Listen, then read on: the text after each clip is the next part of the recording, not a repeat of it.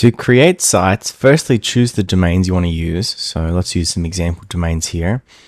Then we need to fill out only a couple fields. We've got title, niche, and subdomain. Title is the main site title, separate from page titles. And these will show up in the meta title, meta description, and stuff like that of the home pages. The niche is an extended meta description, and the subdomain is the subdomain. All of these fields support spin tags and variables and just plain text as well. So for our example, we're actually going to do a couple things. Now, we can create sites with just some text or some spin tags, but we're actually going to combine all three together to create some location sites. Now, you don't have to do this, but it's a good example to showcase creating variable-based sites. So we're going to open the additional actions create from table here, and I'm going to add in from an Excel spreadsheet just some cities and states. Okay, with that in there, now we can fill out the rest. So in the city and state columns, we've got a bunch of cities and states. These are just pasted directly from Excel, separated by line. We could also make these columns anything at all. We could make more columns if we wanted to, things like phone numbers or even more specific like suburbs. So for every one of these rows, and there's 100 rows I put in here, for each one, we're going to create one site. So for example, there'll be a New York site, a Philadelphia, and a Dallas site.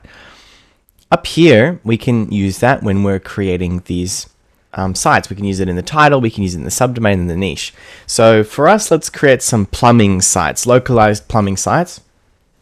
And we're going to group them together, put them on these domains that we've selected.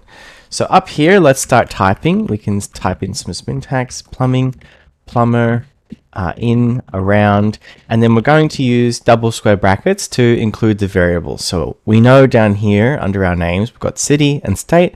In here we can put city, and here we can put state, like so. So it'll be, plumbing around New York, something like that.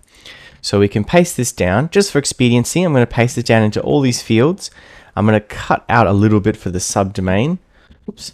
And in here, I'm just going to put, pretty generic text. Of course, this would be based on, data you get from SEMrush or Ahrefs. You might want to put some extra keywords in here. But for now, we're just going to keep it really simple. Now, as soon as we put these together, we're going to see down here a list of domains. A list of sites. We've got 100 here. Each one is going to have data associated with it. So, a location.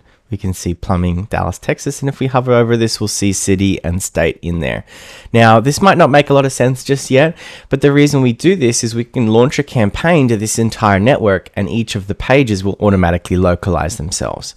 That means we can embed maps, we can embed all sorts of things that will automatically localize alongside keywords and headers and things like that. Now, final thing we should do is add this to a group.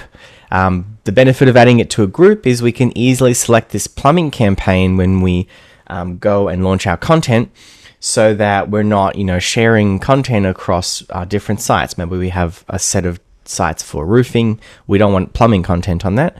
So we can very easily add this to a group, and let's call this Plumbing USA Network, something like that. And then all we have to do is click on Create.